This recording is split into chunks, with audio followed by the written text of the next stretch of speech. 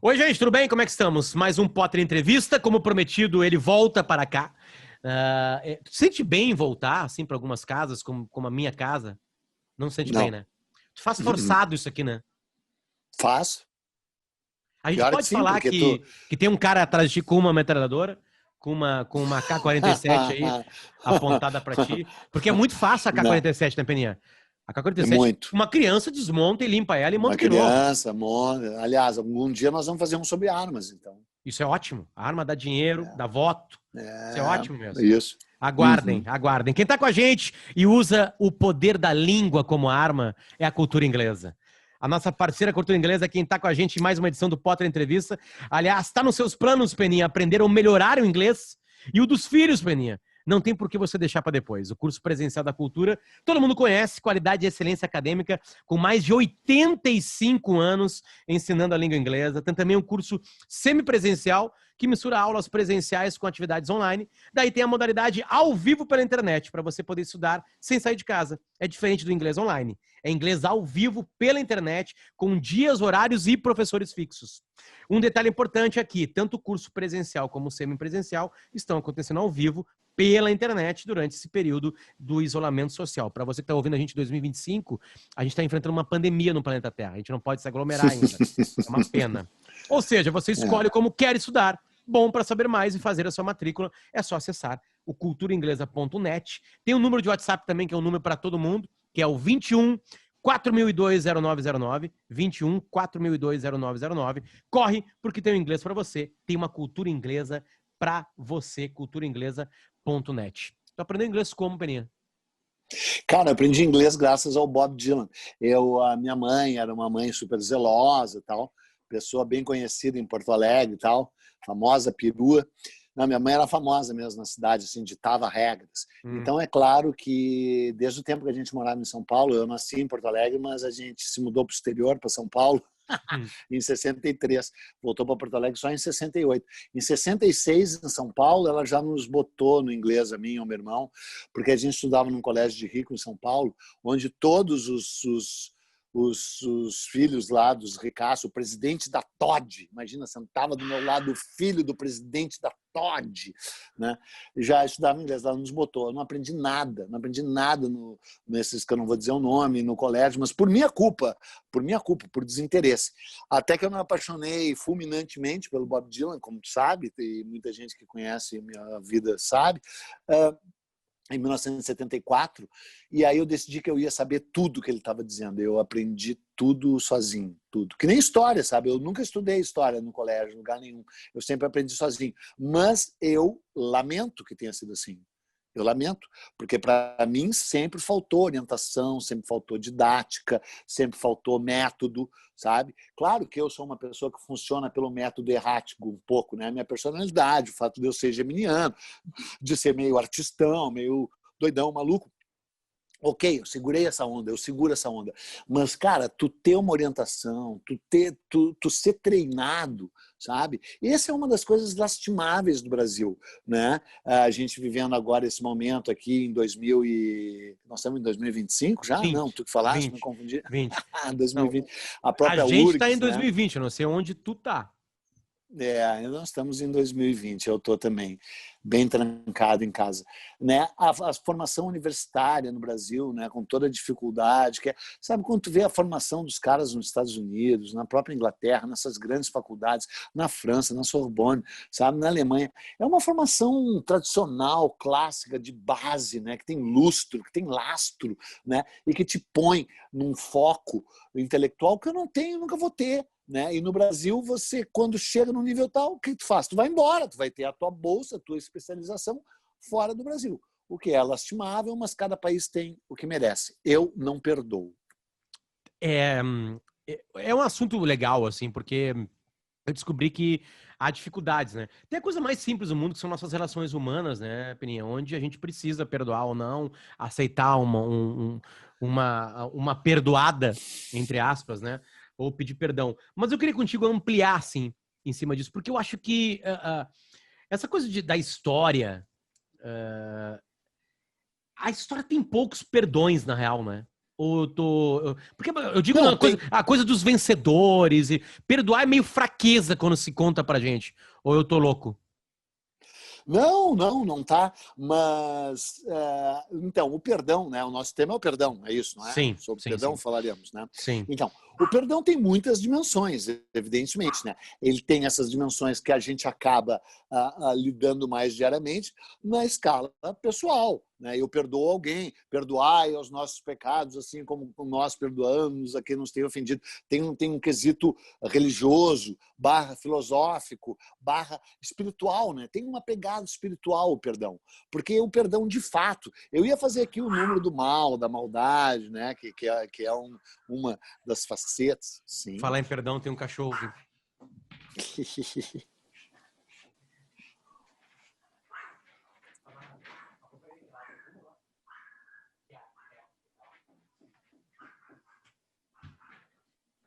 Cara, interrompido por Eu um não, cachorro.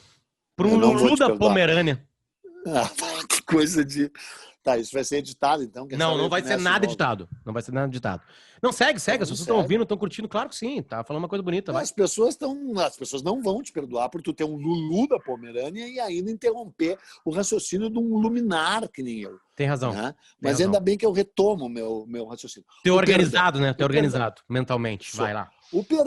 O perdão, quando a gente menciona a palavra perdão, e daí eu ia dizer, eu não perdoo, comigo não tem perdão, ia fazer o número, né, que eu eventualmente faço do peninha malvado, né, do outcast, do rebelde, né, para daí te dar, deixa de dizer que eu, na minha figura física, na minha pessoa física, nas minhas relações pessoais, eu não apenas perdoo, como imploro e gosto de ser perdoado, porque eu já dei muita cagada, para usar um termo técnico, na vida, especialmente nos relacionamentos amorosos e tal, e etc. Né? Até já errei pouco, mas errei eventualmente com as minhas filhas e tal. Então, o perdão, no sentido pessoal, dos relacionamentos pessoais, e também daí abordando, para encerrar essa conversa e entrar na história, né? Ele, no sentido espiritual também, no pessoal, no espiritual, no filosófico, ele tem uma dimensão evidentemente libertadora, de leveza, transformadora. Né? A humanidade comprova ao longo de milênios que o perdão é um ato de extrema nobreza, né? De entrega, de libertador. Né? O perdão na escala pessoal. Agora, nas questões históricas, sabe? Por exemplo, eu queria começar, quando tu me disse que a gente ia falar sobre perdão, evidentemente que eu não ia perder meu tempo estudando para falar num podcast que ninguém ouve, o teu, né? Eu tenho mais coisa para fazer. Mas o que me veio na cabeça, e aí é isso que eu também queria abordar contigo, é que quando virou o milênio, o ano 2000, o Papa João Paulo II, repleto de boas intenções, inclusive sendo santificado, né? Que é um absurdo, uma criatura daquelas com todo o mérito que teve, enquanto Papa, com alguns méritos pessoais, ser considerado um santo, né? Um santo, por causa de um milagre lá no cérebro de uma criança, não sei o quê, é uma piada, né?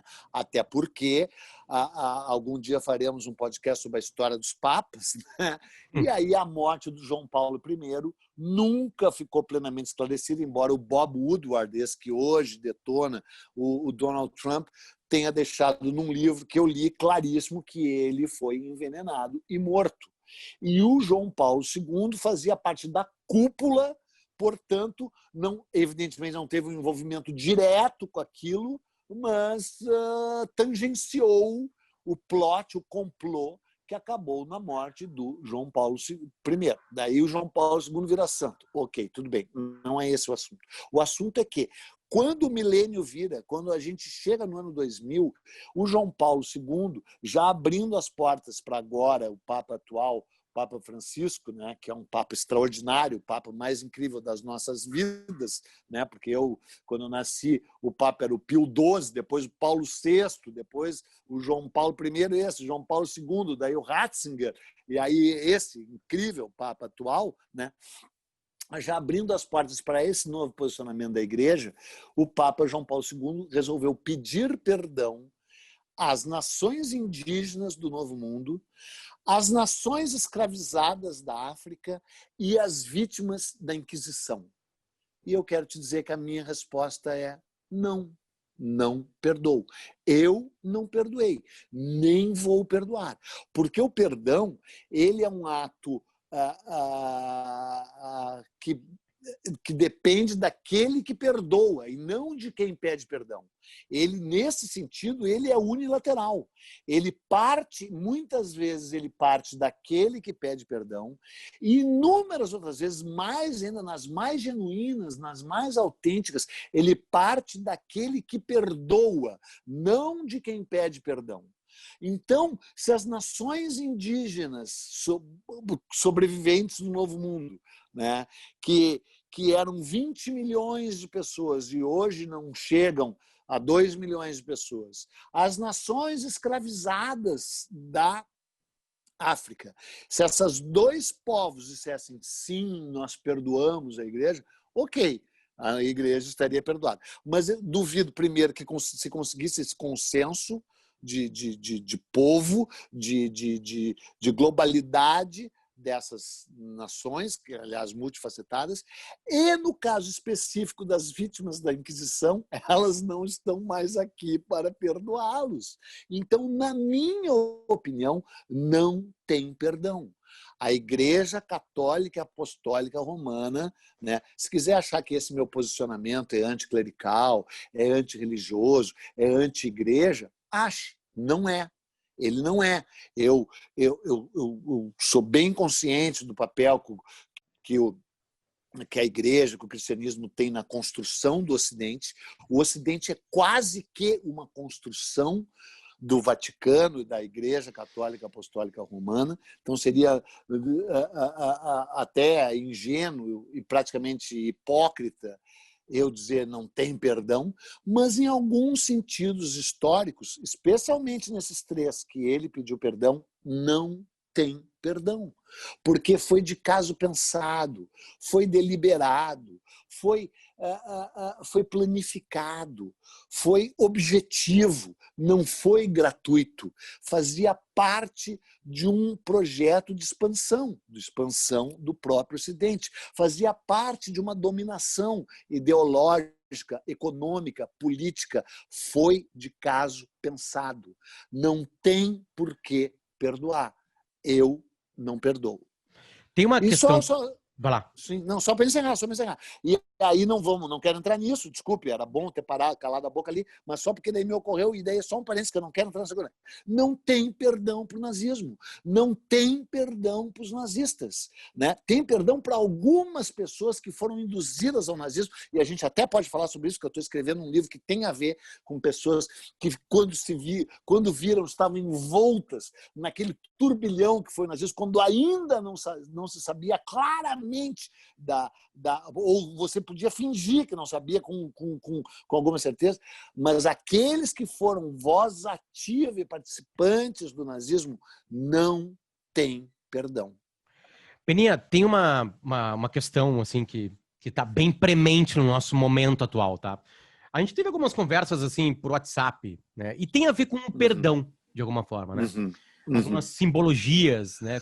Assim, e eu sei que tu já falou bastante isso no teu canal, né? Num vídeo para os membros do teu canal, aliás, tu optou por colocar ali um vídeo mais complexo, porque não é um tweet, não é um artigo que cabe a complexidade disso, tá? A gente está discutindo perdões, né? A gente está discutindo perdões. E a discussão que está ganhando é a de não perdoar. Certo? Mas eu também já te ouvi falando assim, galera, existe 2020 e existe a sociedade de 1820. Existe a sociedade de 1100. Né? A sociedade... E de 1100 a.C. 1100 a.C., que para mim é a melhor história da humanidade. Tem 2 caras conversando em 1100 a.C. E um cara pergunta pro outro, que ano que a gente tá? E o cara, 1100 a.C. E o outro, quem é Cristo? Sim. Acabou a piada. É boa. Não, mas é boa. Peninha, tem coisas que a gente olha hoje que são claramente crimes que alguém precisa pedir perdão. Mas na época não eram crimes. Ou era a sociedade.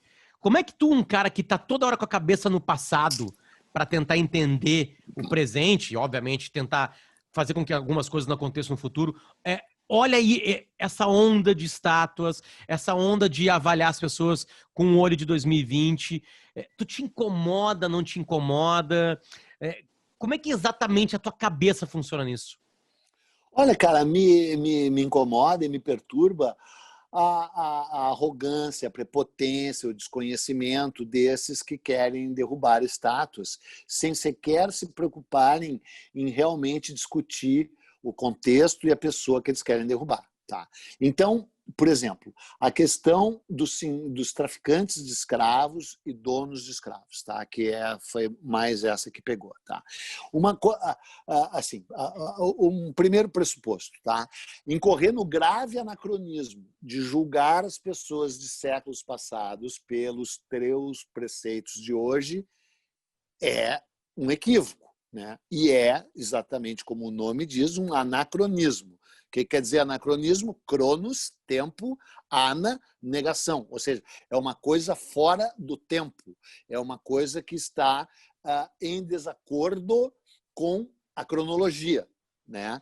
Tu querer interpretar pensamentos, mentalidades, comportamentos de pessoas que viveram numa sociedade que tem um lado muito diferente da tua. Isso é uma coisa, e isso deve qualquer pessoa que trabalha com história, que lida com história. Os historiadores, óbvios, todos esses têm o treino, por exemplo, na faculdade, que eu não tive. Eu tive que aprender isso no tranco. Já aprendi, já lido. Tá? Ao mesmo tempo, e aí isso nesse sentido, porque isso que eu falei agora não é nenhuma novidade, é quase uma obrigação de quem interpreta a história, de quem trabalha com a história, de quem emite juízos de valor sobre acontecimentos históricos que foram numa época muito diferente da qual que a gente está falando. Isso é uma obrigação e não é novidade. O que eu acho que é, de certa forma, novidade e que eu tenho falado muito nessa questão do escravismo e das sociedades escravistas e escravocratas é o seguinte, que desde que a escravidão surgiu, e quando ela se normalizou, quando ela se introjetou nas mentalidades, quando ela era parte integrante diária da sociedade, quando as pessoas já nasciam com o conceito de que existiam homens livres e que existiam escravos, quando Aristóteles teorizou, fabulou, filosofou sobre a servidão natural de alguns seres humanos, que é uma dos alicerces filosóficos no qual a própria cristandade, do qual a própria cristandade se serviu para justificar a escravidão, desde sempre houve vozes que se ergueram contra a escravidão.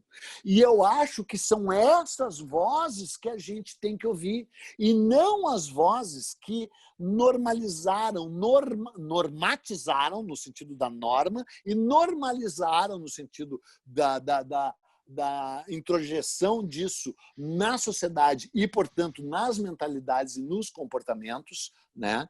Então, eu prefiro dar ouvidos e atenção às vozes das pessoas que se tornaram oposição, que pagaram, inclusive, um preço caríssimo, que foram meio que ejetadas da sociedade por se posicionarem contra a escravidão na Grécia Antiga, em Roma, na Pérsia, na Inglaterra, entendeu? Porque a natureza da escravidão era tão vil, tão abjeta, sempre foi vil e abjeta, que várias pessoas, que são uma minoria ínfima comparado com a maioria, que depois que isso se tornou normal e normatizado, ou apoiou, ou disse as coisas são assim, né? É uma minoria os que foram contra, mas eu prefiro dar ouvido a esses que foram contra do que aqueles que faz parte, é natural, sempre houve escravos, a começar porque nem sempre houve escravos, né? Só que aí tem aí um outro momento ainda que é muito importante de salientar, que uma coisa era tu ter escravos. Suponhamos que isso se tornou normal, porque se tornou. né? Assim, todo mundo, no Brasil todo mundo tinha escravo. Feio era não ter escravo. O cara tinha vergonha se não tivesse escravos. Mas daí não é só a questão do escravo de possuir escravos, é a questão dos caras que tornaram o tráfico de escravos o seu métier, a sua profissão,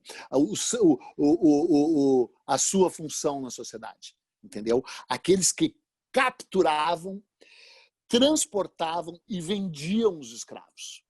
E esses, por mais ricaços que tenham ficado, ainda tinham um olhar torto para eles, mesmo na época em que era normal ter escravos. É que nem mais ou menos o cara que cheira cocaína, gosta de cocaína, compra cocaína e diz, mas o fulano, ele trafica cocaína.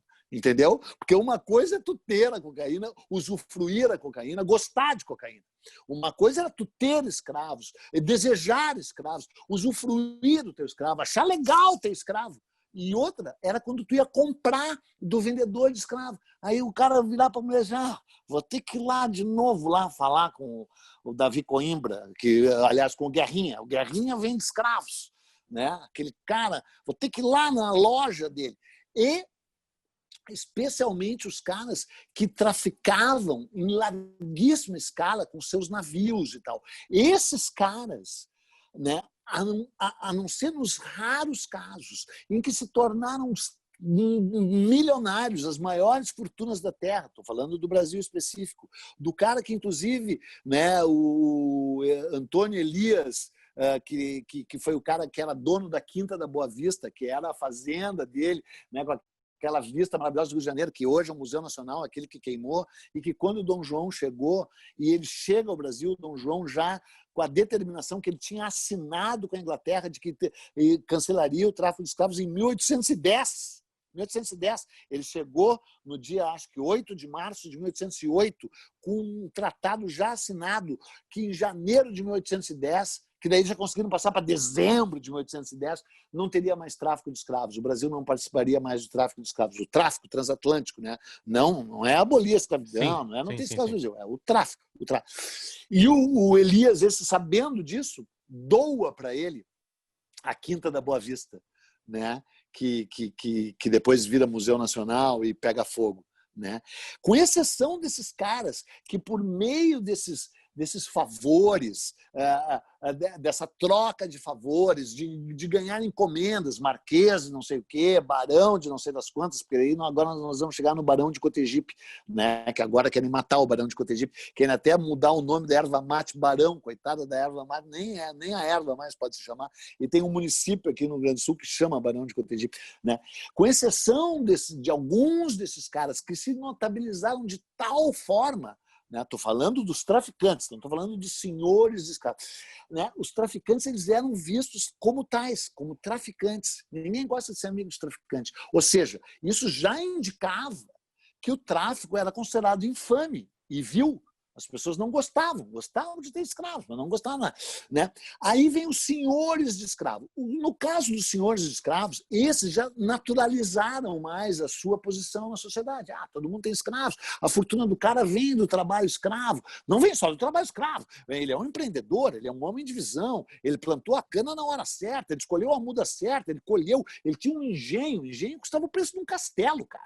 O engenho, assim, para tu ter um engenho, não era assim. Tanto é que esses usineiros lá, senhores de engenho, viviam endividados. Eles nunca conseguiam pagar para a coroa o dinheiro que eles tinham recebido do BNDES, inicialmente, para criar os seus engenhos. Sério, o Nordeste viveu endividado. A indústria do açúcar nunca deu a renda que diz que deu. Estava sempre com o apoio da coroa e depois com o apoio do governo brasileiro. Sabe? Essa indústria nefasta, horrorosa desse pó branco que vicia, né? Um pó doce produzido com tanto amargor, com tanto suor, com tanto sangue, basicamente suor, sangue e amargor de escravos, de escravizados. Né?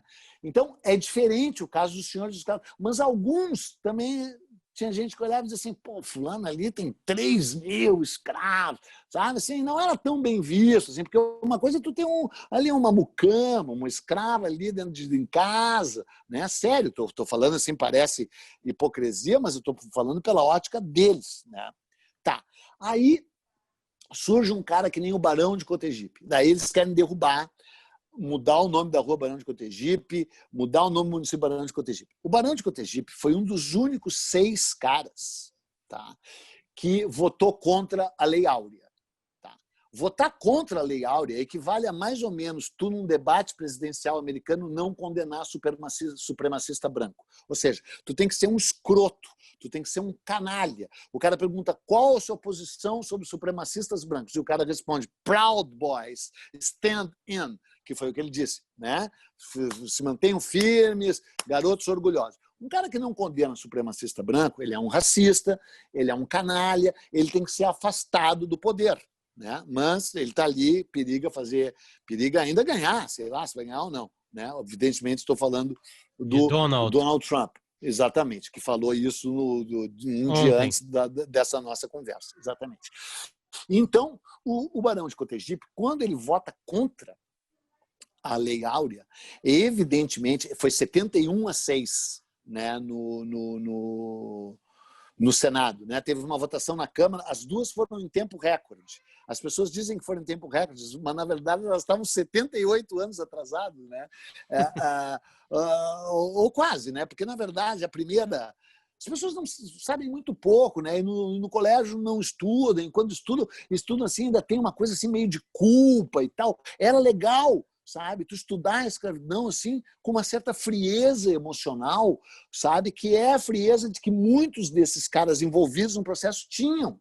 Sabe? Porque se tu ficar lá assim, se remoendo, o professor ficar dizendo assim, ai, coitado dos escravos. É óbvio que é coitado dos escravos, é óbvio. Mas o que eu quero dizer é que é legal tu estudar por uma ótica assim, política e econômica, né? E de como isso se deu, de que forma que o Brasil conseguiu, assim, da forma mais rasteira e vil, ficar empurrando isso com a barriga. Porque o Brasil ia ser proibido, a Inglaterra queria proibir o Brasil de fazer o tráfico.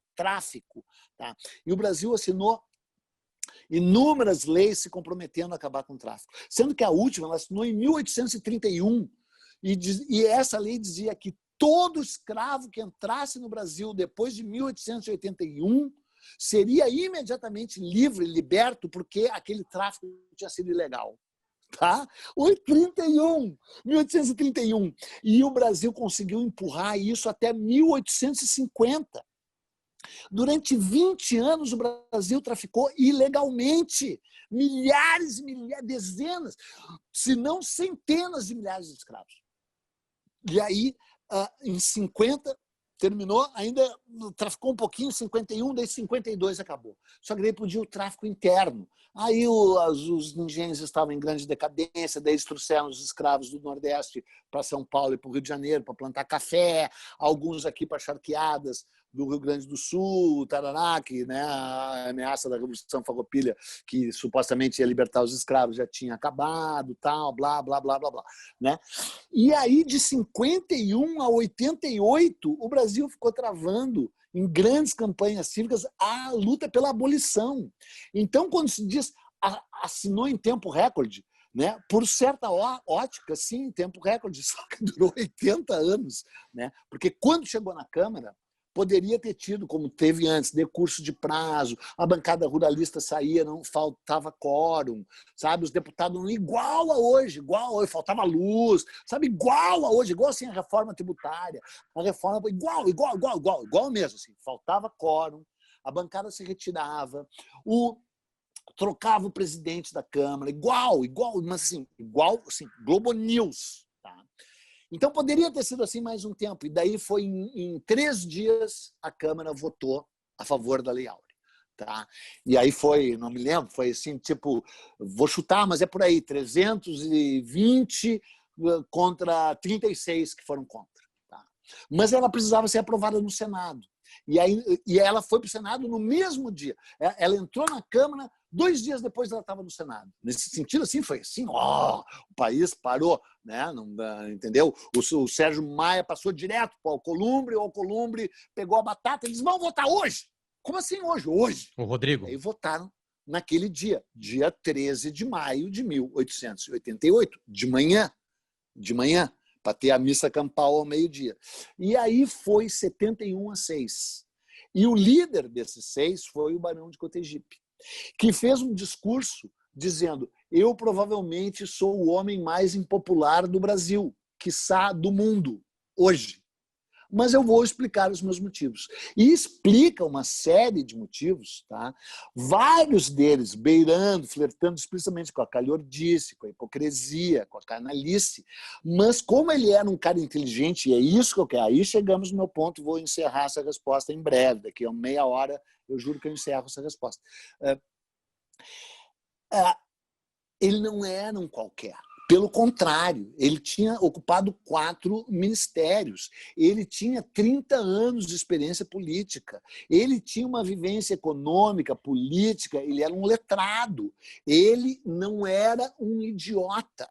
E ele era um orador poderoso e inflamado. E, acima de tudo, o que mais perturba é que ele tinha razão, não na tentativa de manter a escravidão, que era nos subterfúgios que ele usou para isso, que era o seguinte: cadê o projeto de incorporação desses libertos na sociedade?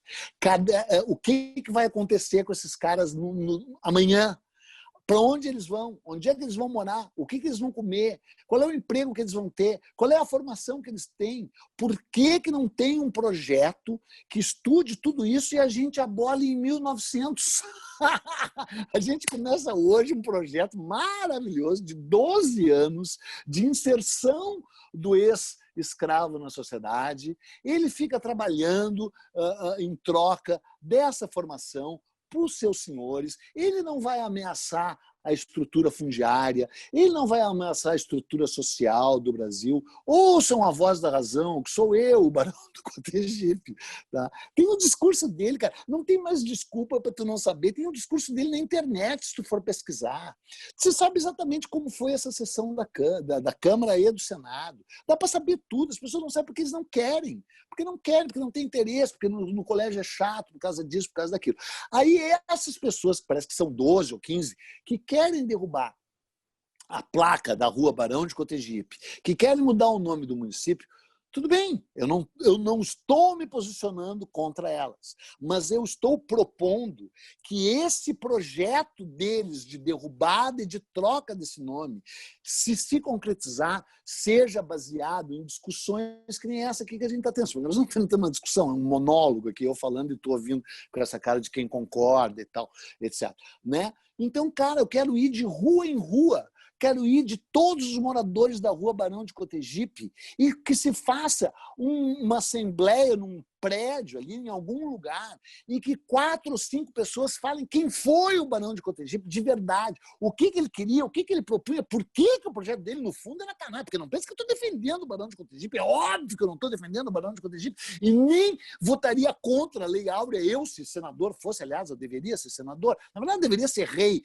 né? Esse país só tem uma saída, seria Eduardo Bueno como rei. Volta a monarquia e eu sou o rei e eu decido como tem que ser, como não tem que ser. Inclusive, eu reescreveria toda a história, né? Se me dessem esse poder. Absurdamente, não sei por que não me dão. Inclusive, a minha mulher é contra que me deem isso, porque me conhece melhor do que aqueles que apenas me ouvem, né? Então, eu quero isso, eu quero ir no município Barão de Cotegipe, junto com a equipe do Fantástico, e o Fantástico entra nessa história assim, nós vamos mudar o nome Barão de Cotegipe ou não? Um julgamento histórico, sabe? Agora, tu chegar lá, mudar o nome, derrubar 12 pessoas que eu nem sei quem são, e eu não sei nem o que eles sabem do Barão de Cotegipe, e eu garanto que eu sei mais, garanto não, mas provavelmente eu sei mais do que eles, sabe? É isso que eu quero. Sabe? Tu vai sair derrubando e derrubar a estátua, por exemplo, do Cristóvão Colombo, sabe? Claro, óbvio que a história da conquista do Novo Mundo é uma desgraça, né? Opa! Aí. Tu vê, como tu falou, a bateria já está acabando. É uma desgraça. É uma desgraça. O que aconteceu com a conquista do Novo Mundo a partir da chegada do Colombo. Mas tu quer derrubar a estátua do Colombo? É uma hipocrisia absoluta. As pessoas só estão aqui por causa do Colombo. Tu te chama Potter, eu me chamo Bueno, entendeu? O cara se chama qualquer nome, entendeu? Estão aqui por causa do cara. Tá. Né? É óbvio que tu tem que discutir como é que foi o cara e como é que foi esse processo. E aí, no final dessa discussão, o que acontece para encerrar? tu não perdoa a Igreja Católica. Não perdoa a Igreja Católica. Porque a Igreja Católica esteve diretamente ligada ao Colômbia, à conquista do Novo Mundo e ao massacre dos indígenas e à escravidão. Então, não tem perdão para a Igreja Católica. E muito menos para o Colégio Anchieta, onde eu estudei. Não sei se se a minha interpretação foi errada ou não, mas o que tu pede é complexidade. Claro. Ou seja, então tu entende que as vidas sempre são mais complexas. O Barão do Cotidiano queria alguma coisa. O que ele poderia propor, não, vamos assinar a Lei Áurea e eu, a partir de agora, como senador, a minha vida vai ser entregue a como colocar esses negros não mais escravos na sociedade. Não, ele queria empurrar a Lei Áurea, desculpa, segurar a Lei Áurea, engavetá-la, né, para discutir. Mas não era por tanto tempo, era só por 12 anos. 12 Sim, beleza. Mas carro. todos nós sabemos que foi isso, né? Todo mundo lá votou a favor, né? Aquela coisa toda felizinho lá. Sim, e aí no outro dia olhou para e agora os caras vão se fuder. Bom, o problema é deles. Mas aí na história ficou bonito, porque o meu voto foi a favor da Lei Áurea. Tá tudo bem, eu entendo que é. Assim, ó, tem uma cidade pertinho de Nova York chamada Suástica. Teve uma votação para mudar o nome da cidade. E eles não aceitaram. Porque eles falaram que Adolf Hitler e o uso que ele fez da suástica é depois de quando eles colocaram a porra do nome na cidade. E aí, o que eles falam assim, ó, vão estudar, vagabundos. Vão estudar, porque o nome dessa cidade é esse por causa disso. Né? Sim. Mas também teve outras cidades no mundo que já mudaram de nome. Tipo assim, isso é história, de alguma maneira, aconteceu, né, Peninha, né? A história, ela não é toda certinha também, né? Não. Não, ao contrário, ela é toda errada. Ela é toda errada, né? O massacre indígena nas Américas aqui, principalmente aqui na do Sul. Ela não é só homem branco matando índio. É homem branco matando índio sem arma, matando com sarampo, tô louco? Sim, no começo, basicamente com isso. Gripe, então, sarampo e varíola. Então, gripe, sarampo e varíola. Não te cansa esse vazio nas discussões? Não, total. Não te cansa, e é isso que eu quero te dizer, não é esse tipo de... Porque assim, aparentemente as pessoas estão contigo, Peninha. Elas querem o bem. Elas querem o bem. Elas estão olhando pro passado e falando assim, ó, esse é filho da mãe, esse é um calhorda, esse é um filho da mãe, e beleza. Tá, mas tu sabe exatamente como é que foi o voto do Barão do Cotegipe? Não interessa. Tá aqui, ó, 6, ele mais 5, blá, blá, blá. Não dá um cansaço, assim, dessas pessoas que aparentemente estão no teu lado? Elas não mais atrapalham do que ajudam? Não, muito. E assim, claro, nós vamos entrar nessa aqui porque o tema é outro e daí muito mais complexo que perdão, né? A questão do politicamente correto e do politicamente incorreto, né? E dos ataques, assim, a Lili Schwartz, né? Por causa da Beyoncé, né? Os ataques ao Carlos Gervásio e a Lully. Então é o seguinte, cara, são as pessoas, em tese, do mesmo lado e aspas, do bem, atacando pessoas indiscutivelmente do bem, como Lili Schwartz e Carlos Gervásio e Lully Tomás, né, que foram acusados de racista por causa de uma frase infeliz no meio de uma coisa ali, entendeu? E a Lili Schwartz por causa de um artigo sobre a Beyoncé, aí atacadas violentamente pelo movimento negro, pelo movimento feminista, enquanto imensos canalhas racistas, né, retrógrados, reacionários, gente que não tem perdão ligado ao governo Bolsonaro, inclusive na questão do perdão, quero dizer o seguinte, para mim, quem votou no governo, que votou no Bolsonaro e ainda não se arrependeu, também não tem perdão. Não tem perdão. Eu ainda dou o perdão assim do cara, só por causa da minha generosidade gigantesca, enorme, oceânica, né? Eu dou perdão para aquele, o cara foi lá e votou no Bolsonaro para não votar no Haddad. Né? Para mim, particularmente, não serve de desculpa, porque é o seguinte, eu duvido que essas pessoas tivessem tido problemas tão sérios com o PT quanto eu tive. Né? E ser contra o PT e recusar-se que o PT votasse ao poder e votar no Bolsonaro, há um abismo entre essas duas opções, um abismo. Não me diz que elas eram correlatas, porque não eram. As pessoas empurraram e gostaram e quiseram o Bolsonaro lá. Aliás, nesse sentido, a eleição do Bolsonaro é uma eleição totalmente genuína. Né? Não quero dizer até no sentido legal, porque no sentido legal agora ela ficou meio estranha com essas revelações aí do Sérgio Moro, né, do Intercept, não sei o quê. Mas isso eu não quero discutir, porque, num certo sentido, e nesse momento, nessa discussão, que aliás nem é essa, interessa mais agora, a eleição do Bolsonaro não apenas é genuína, como é muito reveladora. O Brasil sempre teve um lado conservador, retrógrado, reacionário, e que agora se torna também, junto com isso, um lado evangélico, né? Um lado não afeito às mudanças, um lado afeito a um paternalismo autoritário, meio positivista, impositivo, né? E, nesse sentido, essa criatura aí que desses, que representam esses caras que chegam ao poder por esse viés, é disparado o mais mal preparado. Ele conseguiu bater o recorde do Marechal Hermes da Fonseca, né, que foi o outro candidato militar de 1910, que pelo menos era marechal, né, não era um capitão reformado expulso do exército, né. Então, nesse sentido, a eleição dele é genuína, é autêntica, ela revela um Brasil que existe.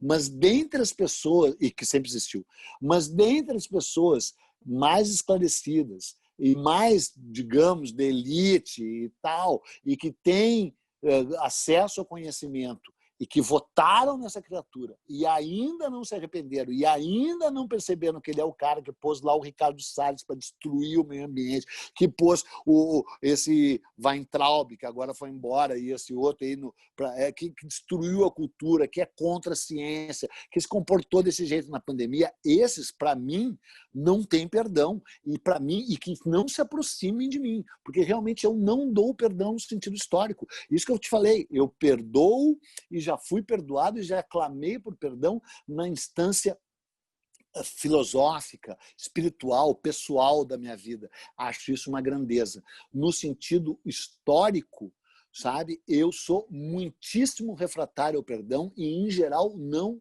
o dou. E não dou perdão para quem votou e apoia o Donald Trump, e não dou perdão para quem votou e apoia o Bolsonaro. E mais, gostaria de exercer sobre eles uma atividade persecutória, no sentido de botar o dedo na cara e dizer: tu votou nesse cara. Isso vai aumentar a polarização? Provavelmente vai. Isso vai melhorar o mundo? Talvez não. Não, vai reeleger o Bolsonaro. Não quer... Hã? Vai reeleger o Bolsonaro. Talvez reeleja o Bolsonaro. É verdade. Mas eu estou nessa e tenho certeza que daqui a 40 anos, no auge dos meus 100 anos de idade, continuarei nessa. Apoiou o regime militar no primeiro momento, em 64. Tem um perdão. Apoiou o regime militar e não se arrependeu. Não tem perdão. Peninha, rapidinho. Tá? Sempre quando te fala aqui, os caras que gostam do Bolsonaro falam assim, mas por que o Peninha tem que falar sempre do Bolsonaro, blá, blá, blá, blá, blá, blá, blá. Com alguns eu chego e falo assim, cara, é que quem tá no poder hoje é o Bolsonaro.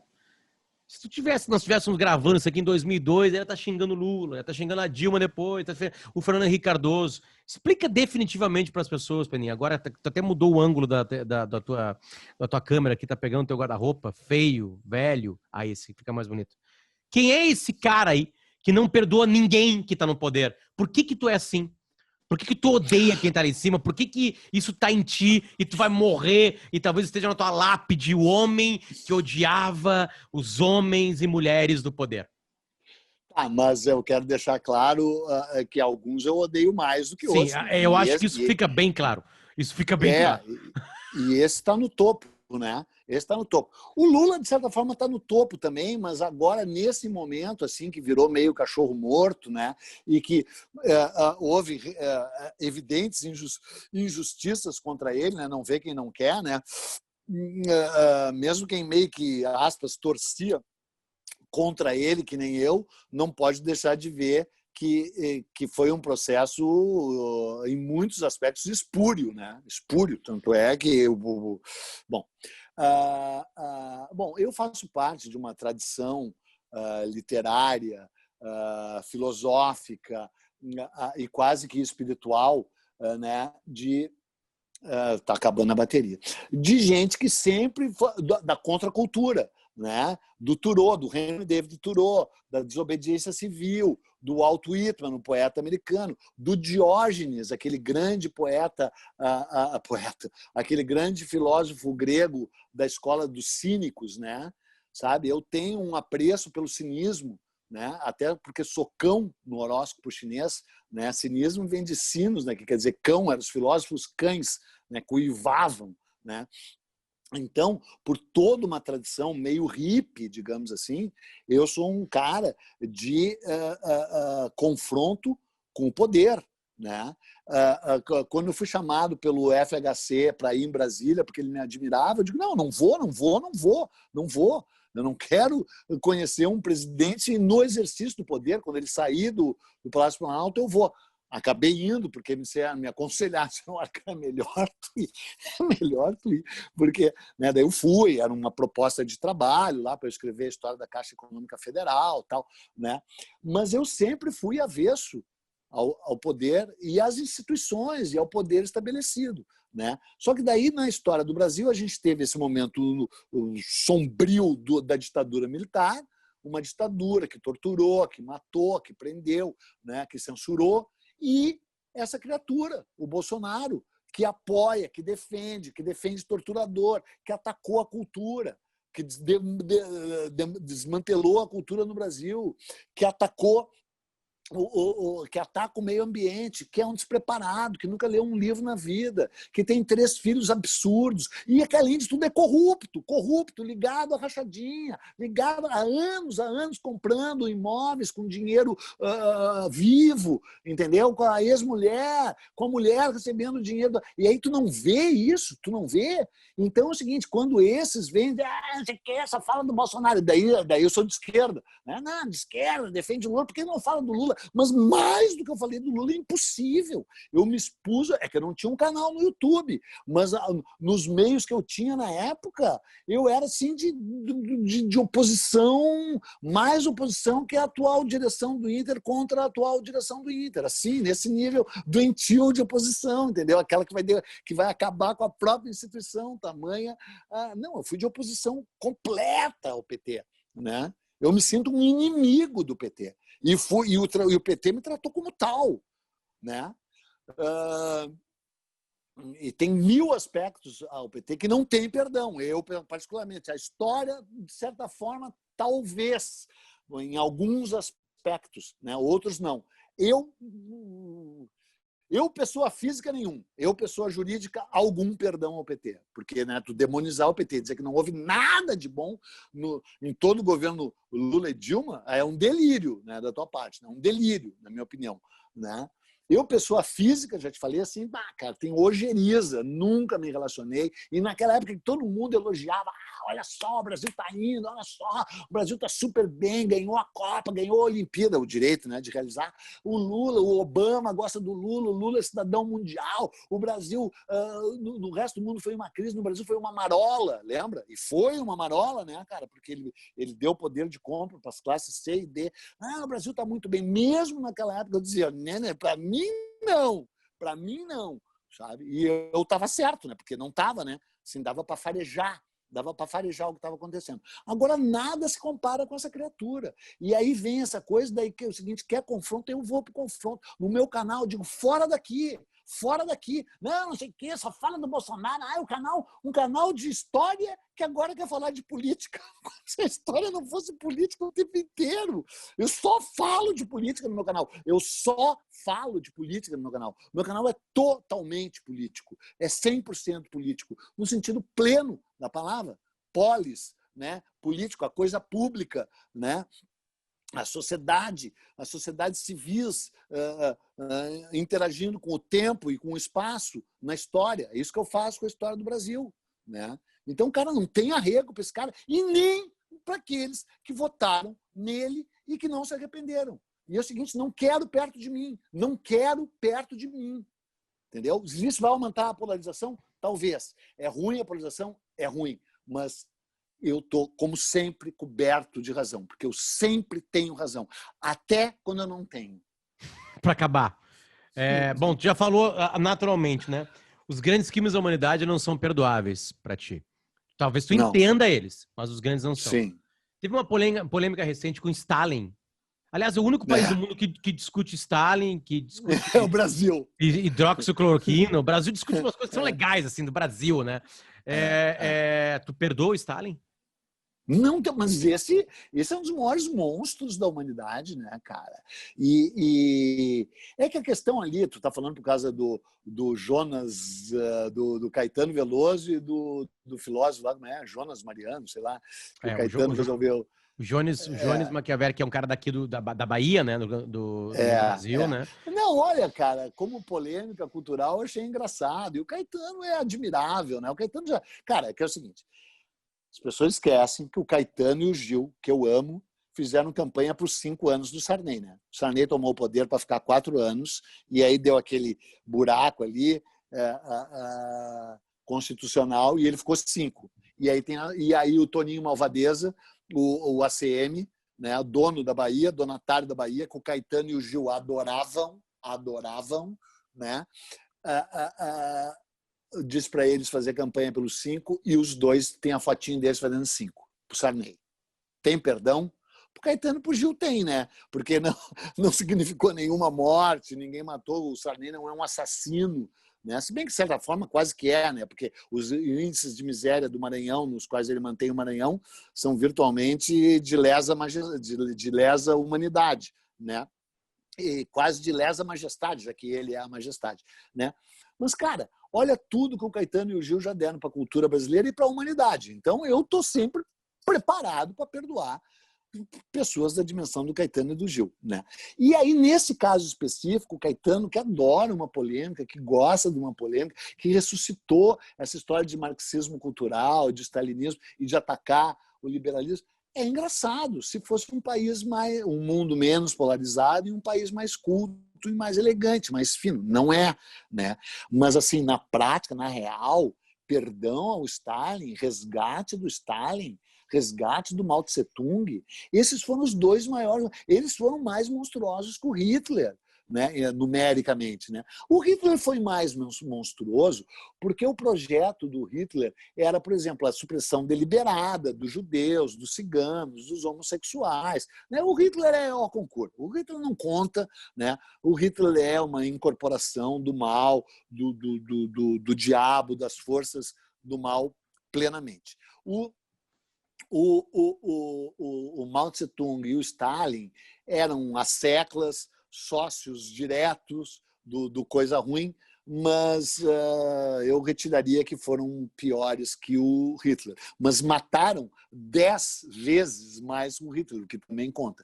Então não tem perdão de jeito nenhum e não tem perdão para aqueles que os apoiam e para aqueles que querem resgatá-los. Só que daí nós vamos encerrar essa questão aqui, porque eu tenho mais o que fazer, tu também, teus ouvintes também, nossos ouvintes, talvez no caso, é que é o seguinte: essa polarização, ela não faz bem, mas é o seguinte, ao mesmo tempo, não fui eu que comecei ela, e não dá para dar arrego para fascista, não dá para dar arrego para canalha, e o Trump é um canalha, e o Bolsonaro é um canalha, e a gente não pode perdoar, nem aceitar canalha, e nem aqueles que apoiam canalhas. Né? Porque é o seguinte, tu vai brigar realmente assim de morte com uma pessoa que apoia o FHC?